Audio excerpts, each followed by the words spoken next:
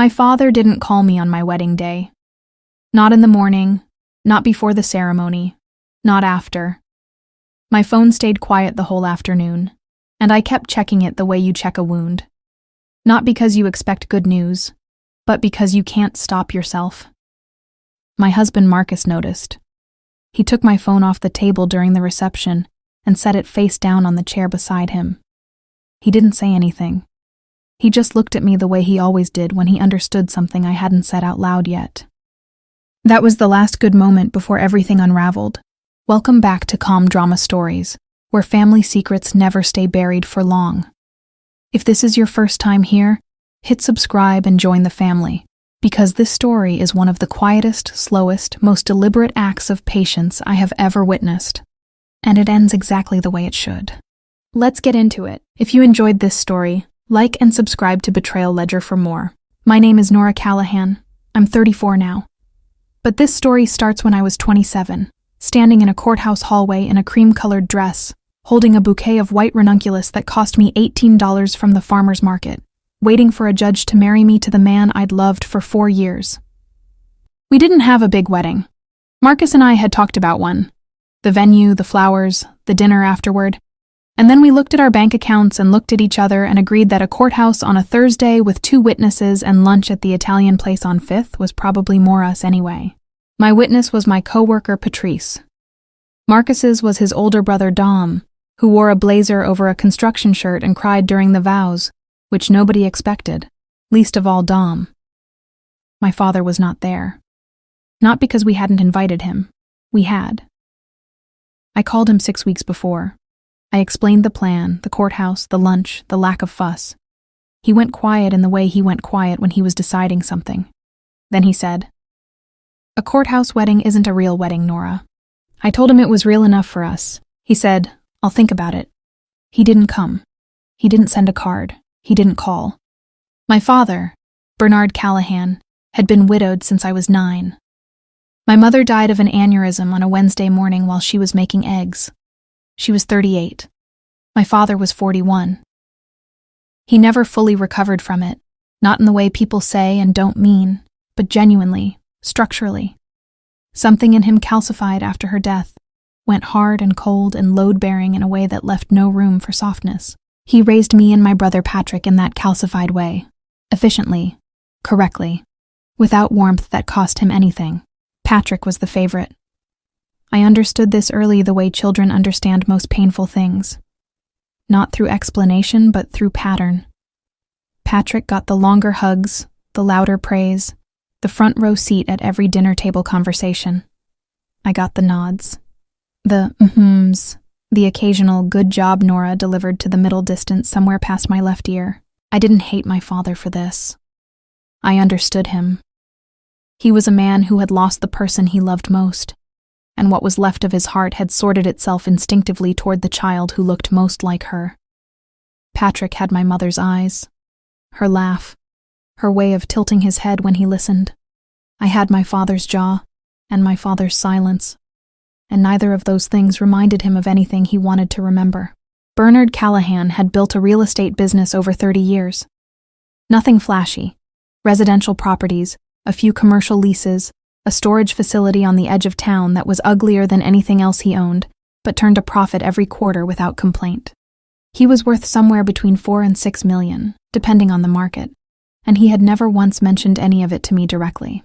What I knew from Patrick. And Patrick told me things the way someone tosses bread to a duck, casually, without real intention, just clearing his hands. "Dad redid the will last year," Patrick told me once over the phone, 3 years before my wedding.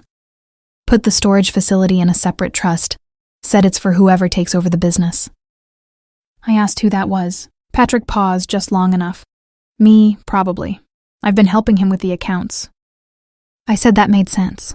I didn't say what I was actually thinking, which was that I had also offered to help with the accounts, twice, and both times my father had looked at me like I'd suggested something mildly absurd. After the courthouse wedding, we went to the Italian place. Patrice ordered wine. Dom made a toast that referenced a poem he half remembered. Marcus held my hand under the table for most of the meal without making a thing of it. My phone stayed face down on the chair beside him. That evening, I called my father. Not because I expected warmth. Because I had been raised to maintain contact regardless of what it cost me, and old habits are architectural. They hold the structure even when the structure no longer deserves to stand. He picked up on the third ring. "So it's done," he said. "We're married," I said. "Yes." A pause. The sound of him settling into his chair, that specific creak I had known since childhood. "I've updated the will," he said. "I thought you should know." I waited. "The business goes to Patrick. The properties go to Patrick. I've set aside a small account for you, enough to be fair. But the estate, the real estate, the trust, that's going to stay in the family." The sentence landed so quietly I almost missed what it meant. Stay in the family. As if I had left it. As if marrying Marcus had moved me somewhere outside the borders of what my father considered his. "I see," I said. "It's not personal, Nora." I almost laughed. I held it in. "Okay, Dad.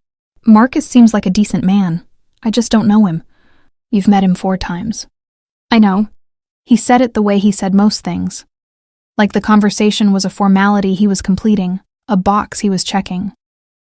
And I understood then, cleanly and without drama, that nothing I said in that phone call was going to change anything. The decision had been made. The will had been updated. Bernard Callahan had drawn his line, and I was standing on the wrong side of it. "Thank you for telling me," I said. "Of course." We hung up. Marcus was in the kitchen making coffee. He looked up when I came in. He read my face. He had always been fluent in my face. And he set down the mug and came around the counter, and put both arms around me without asking what happened. I let him. I didn't cry. I had learned not to spend tears on things that had already been decided. What I did instead was wait, not passively, not with resentment rotting quietly in my chest. I waited the way a title examiner waits, methodically, with attention, knowing that documents tell the truth eventually if you read them carefully enough. I knew 3 things after that phone call. 1, my father had money, real money, built over decades, structured carefully, legally sound.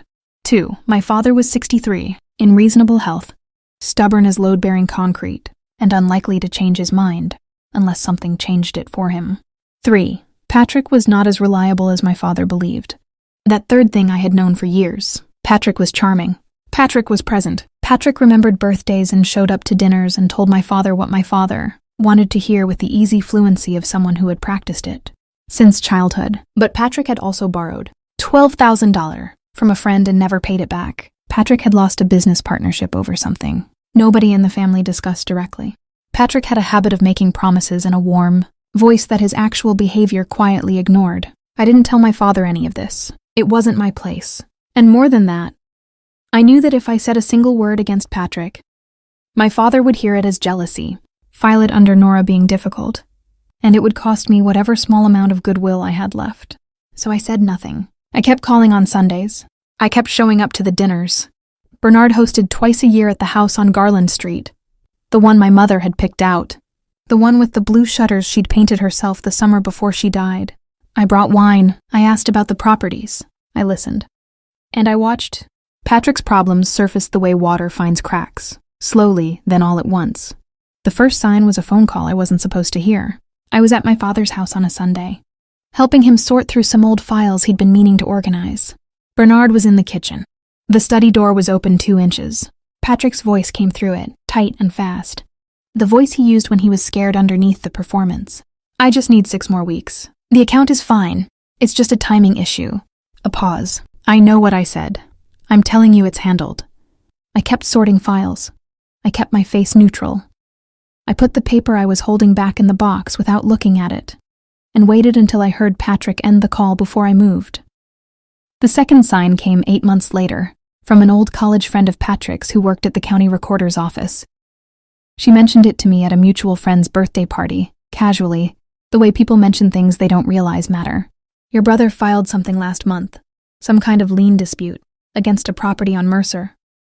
I asked her to repeat the address. She did. The property on Mercer was one of my father's. I drove home that night with the windows down, the cold air coming through sharp and clean, and I thought about what my father had said on the phone the night of my wedding. The estate is going to stay in the family. I wondered if he still believed that. I did not go to my father with what I knew, not yet. I went to a lawyer named Carol Reston, who had an office above a dry cleaner on Halstead, and a reputation for being the kind of attorney who said true things plainly and charged you accordingly. I brought the documents I had gathered: public records, the lien filing, some financial disclosures I had found through the county recorder's website. Everything legal, everything available to anyone who knew where to look and bothered to look. Carol read through them without expression. She set them down. She folded her hands.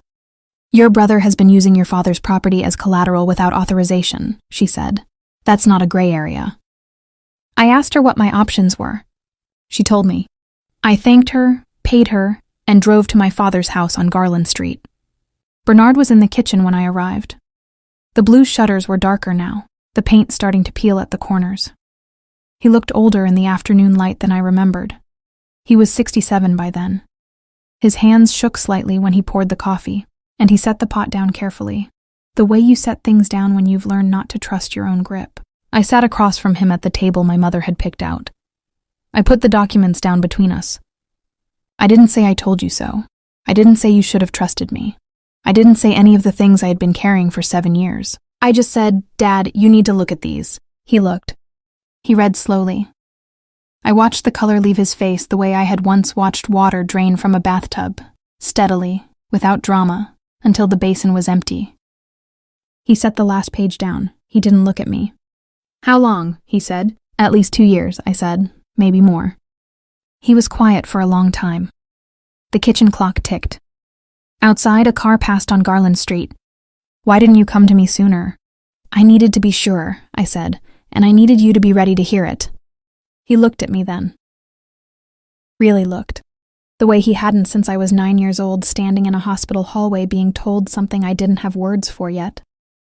"I owe you an apology," he said. I didn't rush to forgive him. I didn't perform graciousness. I just said, "Yes, you do," and I let the silence hold that for a moment before anything else. The will was updated 3 months later. I didn't ask for everything. I asked for fairness. The same fairness my father had claimed he was offering when he called me the night of my wedding and quietly erased me from the estate he'd spent his life building. Patrick was not removed entirely. He was restructured. His access to the properties was revoked. The trust was amended. An independent executor was appointed. My father called me the evening the documents were signed. "It's done," he said. "Okay," I said. "I should have listened," he said, "a long time ago." I looked out my kitchen window. Marcus was in the backyard, fixing a fence post that had been leaning since spring. He was working the way he always worked, without hurry, without performance, just steadily, getting the thing done. "I know, Dad," I said. "I'm sorry, Nora. I know that too." We stayed on the phone a little longer than usual that night. He asked about Marcus. He asked about my job. He asked if we'd thought about buying property. And for the first time, I heard in his voice something that sounded like he actually wanted the answer. I told him we were looking. He said, "Let me know if you need anything." I said I would. I meant it. And for the first time in a very long time, so did he.